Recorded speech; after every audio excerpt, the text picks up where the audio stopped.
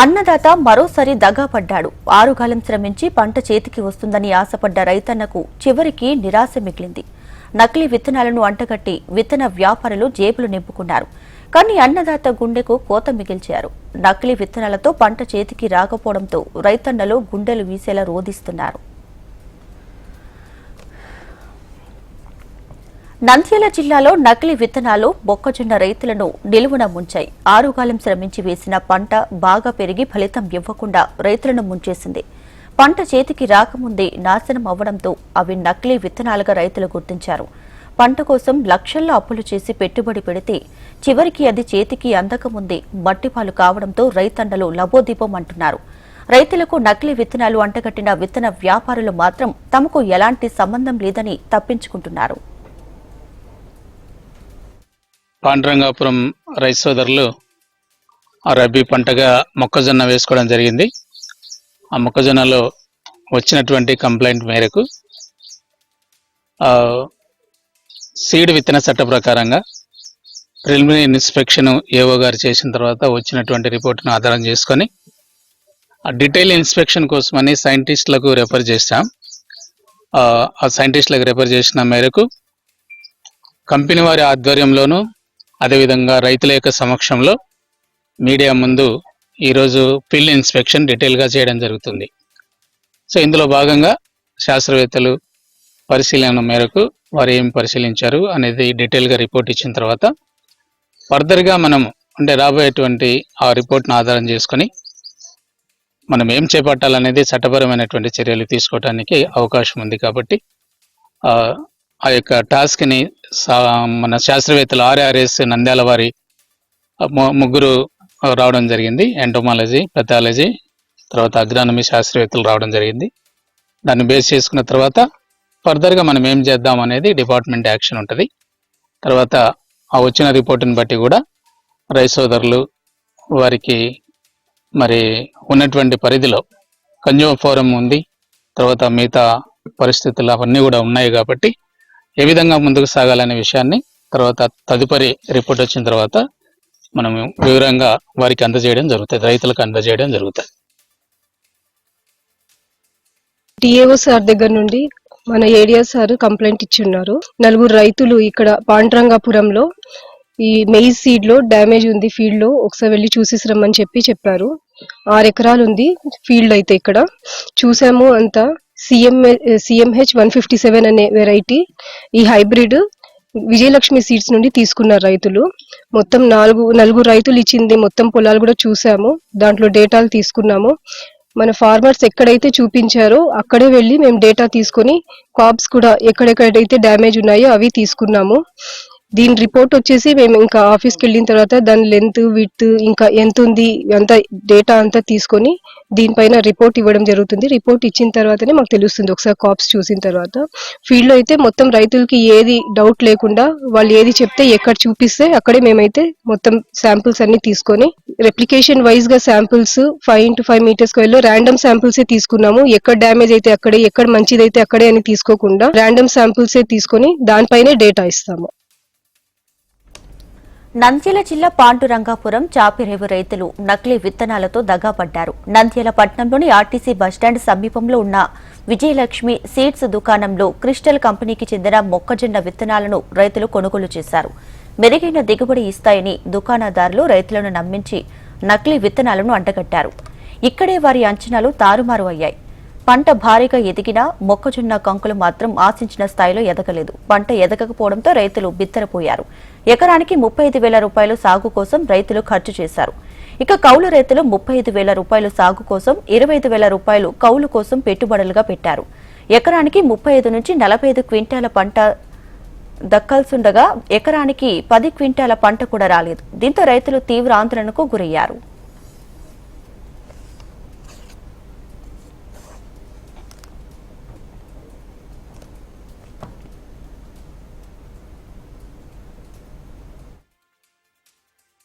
నా పేరు వీరబ్రహ్మం అండి. నేను క్రిస్టల్ క్రాప్ ప్రొటెక్షన్ లిమిటెడ్లో కర్నూలు డిస్ట్రిక్ట్లో టెరిటరీ మేనేజర్గా ఉంటాను.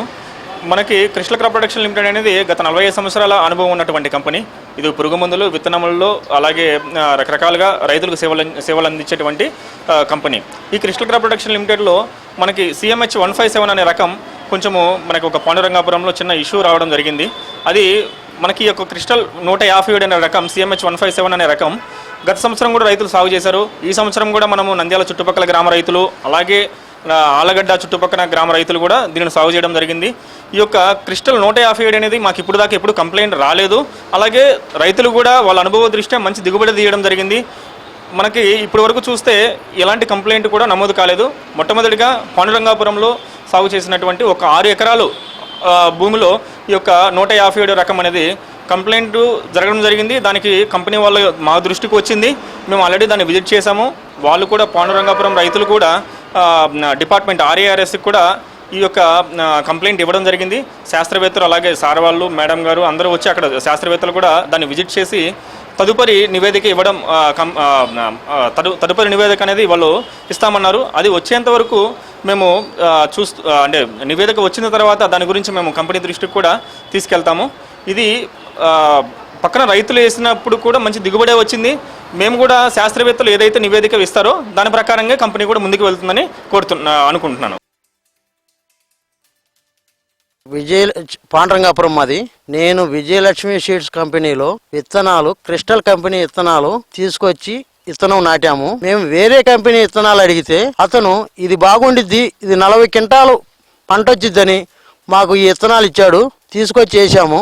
పంట 2 అంగుళాల నుంచి 4-5 అంగుళాల వరకే పంట వచ్చింది. ఆ కండె సైజు మినిమం గుంటూరు నుంచి మా ఊరాళ్ళు గుంటూరు నుంచి విత్తనాలు తెచ్చి వేశారు. 10 అంగుళాల నుంచి 12 అంగుళాల కంకులు వచ్చినాయి. మేము విత్తనంలో మోసం ఉందని చెప్పి కలెక్టర్ మేడానికి వినతి పత్రం అందించడం జరిగింది. అది అందించినాక సైంటిస్టులు, అగ్రికల్చర్ వాళ్ళు అందరూ వచ్చి మా పొలం చెక్ చేసి వాళ్ళు శాంపిల్స్ తీసుకుని వెళ్ళారు. ఇంత జరుగుతున్నా కూడా విజయలక్ష్మి సీడ్స్ మాకు విత్తనాలు ఇచ్చిన షాపాడు కానీ ఆ కంపెనీకి సంబంధించిన వాళ్ళు కానీ ఈ విధంగా తీసుకుపోయారు. అసలు రైతులు ఎలా ఏంది అనేది ఇంత మటుకి మా పంటలు పరిశీలించడానికి కానీ వాళ్ళు రాలేదు. కాబట్టి మీరు విజయలక్ష్మి సీడ్స్ కంపెనీ దాన్ని సీల్ చేయాలని కూడా మేము కోరుకుంటున్నాము. ఎకరానికి 65,000 రూపాయలు పెట్టుబడి పెట్టాము మేము. మందులు కానీ నీళ్ళ మందులు కానీ 25,000 గుత్తకి తీసుకొని వేసి ఇట్లా ఆఫీసర్లు కూడా కరెక్ట్గా ఉంటే ఏదన్నా కానీ దానికి మాకు రైతులకి న్యాయం జరిగిద్ది. నకిలీ విత్తనాలు తమకు అమ్మిన విజయలక్ష్మి సీడ్స్ కంపెనీ లైసెన్స్ రద్దు చేయాలని, తమకు నష్టపరిహారం ఇప్పించాలని, నకిలీ విత్తనాలు అమ్మిన దుకాణదారులపై క్రిమినల్ కేసులు నమోదు చేయాలని రైతులు డిమాండ్ చేస్తున్నారు. ఈ మేరకు జిల్లా కలెక్టర్కు, వ్యవసాయ శాఖ అధికారులకు బాధిత రైతులు విజ్ఞప్తి చేశారు. రైతులకు నకిలీ విత్తనాల అమ్మకంపై జిల్లా కలెక్టర్ సీరియస్ అయ్యారు. ఈ విత్తనాలు అమ్మిన కంపెనీపై పూర్తిస్థాయి దర్యాప్తు జరపాలని ఆదేశించారు. ఇక విచారణ జరిపి 3 రోజుల్లో నివేదిక అందించాలని అధికారులను కలెక్టర్ ఆదేశించారు. వ్యవసాయ శాస్త్రవేత్తలు రంగంలోకి దిగి నకిలీ విత్తనాలతో సాగు అయిన పంట పరిశీలన చేశారు. శాంపిల్స్ సేకరించి ల్యాబ్కి పంపారు. దీనిపై వచ్చే నివేదిక ఆధారంగా విజయలక్ష్మి సీడ్స్ కంపెనీపై చర్యలు ఉంటాయని అధికారులు తెలిపారు. కంపెనీలో విత్తనాలు తీసుకొచ్చి నాటామండి. 4 ఎకరాలు నాటాము. కానీ అది పంట ఏమో సరిగ్గా దిగుబడి రాలా. ప్రస్తుతానికి 2 అంగళాల నుంచి 4 అంగళాల వరకే ఉంది. అది మామూలుగా అయితే 10 నుంచి 12 అంగళాలు రావాలి ఒరిజినల్ అయితే. వాడు డూప్లికేట్ విత్తనాలు ఇచ్చాడు. మా పరిస్థితి ఈ విధంగా ఉంది. ఎకరానికి వచ్చేసి 65,000 అయింది ఖర్చు. గుత్తా కానీ పెట్టుబడి కానీ ఏదన్నా కానీ.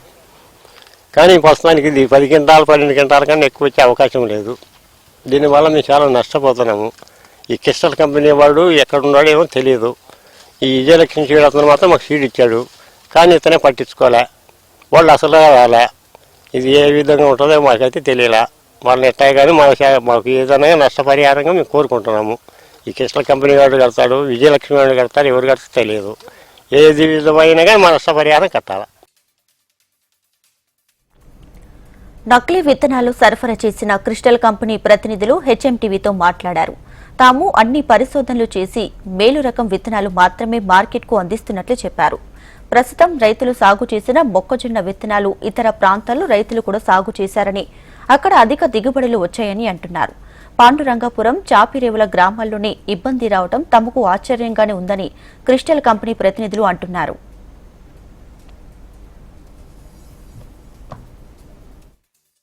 మా నాన్నగారు ఇప్పుడు 76 సంవత్సరాల వయసు. ఆయన ఎంతో ఇంట్రెస్ట్గా వ్యవసాయం చేస్తాడు. చాలా అసలు ఎక్కడ కూడా రాజీ పడకుండా ఈరోజు కూడా చేపిస్తూ ఉంటాడు. ఇప్పుడు మిరప ఇలాంటివి వేస్తే ఈ ఏరియాలో సరిగా పండట్లేదని చెప్పేసి ఎక్కువ మొక్కజొన్న మీదే డిపెండ్ అయ్యారు. మరి ఆ మొక్కజొన్న ఈ విధంగా సరైన సీడు రైతుకు అందియకపోతే రైతు చాలా నష్టపోయేదానికి అవకాశాలు ఉన్నాయి. ఎందుకంటే రైతు ఒక పంట వేసాడంటే దాన్ని సన్నబిల్లోని ఎట్లా చూసుకుంటాడో అట్లా చూసుకుంటాడు. తీరా చూసేటప్పటికి సరైన ఫలితం రాకపోతే చాలా నష్టపోతాడు. ఎందుకంటే రైతు దాన్ని పండించి దాని మీదనే ఆయన జీవనం సాగించుకుంటాడు. సంసారం ఖర్చులు అయితేనేమి, ఆరోగ్యరీత్యా ఎన్నో ఖర్చులు ఉంటాయి. ఇవన్నీ కూడా దాని మీదే రావాలి. ఆయన రైతు హ్యాపీగా తిరగాలి అంటే అది మంచి విత్తనం అయి ఉండాలి. 5 ఎకరాలు పెట్టామండి నేను. 5 ఎకరాలు ఇదే మైజ్ పెట్టాము. అది కూడా చాలా బలమైన చేను. గతంలో దాన్ని మిరప వేసాము, వేరుశెనగ వేసాము. ఏదేసినా కూడా మంచి పంటలు పండే పొలం అది. అలాంటి పొలంలో మొక్కజొన్న అంటే ఈజీగా పండి ఉండాల్సింది. దాదాపు ఒక 10-12 బస్తాలు ఫర్టిలైజర్ కూడా వేయటం జరిగింది దానికి. అయినా కూడా దానికి తగినంత ఈల్డింగ్ అయితే రావట్లేదు. కంకి చాలా చిన్నగా ఉంది. కాబట్టి దాన్ని కొంచెం సీరియస్గా తీసుకుని గవర్నమెంటు దాన్ని సీరియస్గా తీసుకొని రైతుకు తగిన న్యాయం చేయాలని చెప్పేసి నేను మరీ కోరుకుంటున్నాను. నకిలీ విత్తనాలు అమ్మిన విజయలక్ష్మి సీడ్స్ యాజమాన్యం వాదన మరోలా ఉంది. ఇవే విత్తనాలు తాము వేరే ప్రాంతం రైతులకు కూడా అమ్మామని, వారికి మంచి దిగుబడి వచ్చిందని, ఎన్నో ఏళ్లుగా తాము విత్తనాల వ్యాపారం చేస్తున్నామని, ఇలాంటి పరిస్థితి ఎప్పుడూ రాలేదని సీడ్స్ యాజమాన్యం వెల్లడించింది.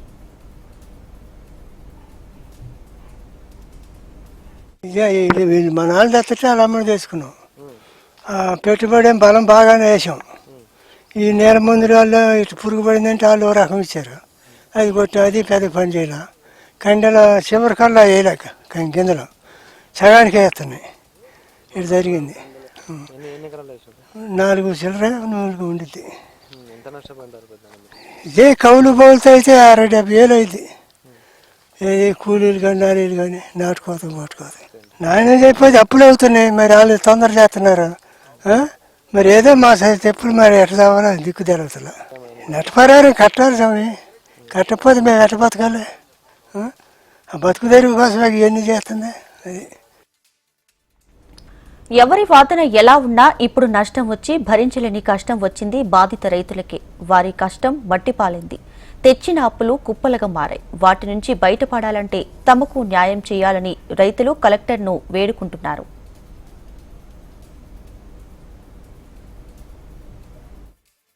కంపెనీ సీడ్ అమ్ముతాము. కంపెనీ ప్యాకింగ్ ఏ విధంగా అయితే వస్తుందో అదే ప్యాకెట్ రైతుకు బిల్లు వేసి మేము ఇస్తూ ఉంటాము.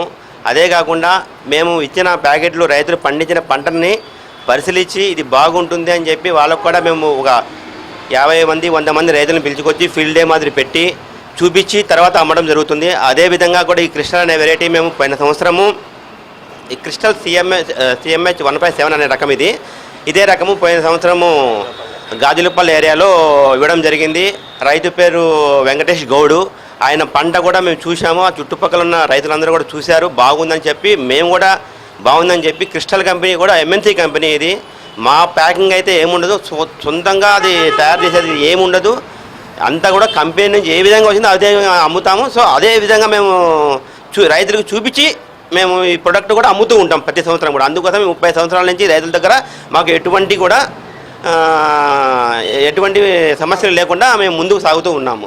బట్ కానీ పాండ్రంగపురం రైతులు మొన్న వచ్చారు. 4 రైతులు వచ్చారు. వాళ్ళకు ఇట్లాగా 5 ఎకరాలు ఇట్లాగా మాకు సీడ్ ఫాల్ట్ ఉందని చెప్తే మా రఘును సార్ ఇద్దరు కలిసి పోయి చూసి వచ్చారు. మా షాప్ తరపున రఘు, తర్వాత కంపెనీ బ్రహ్మంగారు పోయి చూసి వచ్చినారు. చూసి వచ్చి ఆ వీడియోలు ఫొటోసు అవన్నీ కూడా కంపెనీకి పంపించడం జరిగింది. ఈలోపు వాళ్ళు కూడా అగ్రికల్చర్ వాళ్ళకి ప్రొసీడ్ అయినారు. రైతులు ప్రొసీడ్ అయిన తర్వాత సో నిన్న మొన్న జరిగిన విశేషాలన్నీ తెలుసు మీకు. సో దాని నివేదిక ఏదైతే ఉందో అది త్రూ కంపెనీ అయితే ముందుకు వస్తానంటున్నారు. మేము ఎంతసేపు ఉన్నా కానీ 10 రూపాయల ఆదాయంతో మేము అమ్మే వాళ్ళు మాత్రమే. సో ఇది ఎటువంటిది కూడా కంపెనీ పేరు కంపెనీ మీద ఉంటుంది. ఇది నకిలీ విత్తనం అయితే కాదు.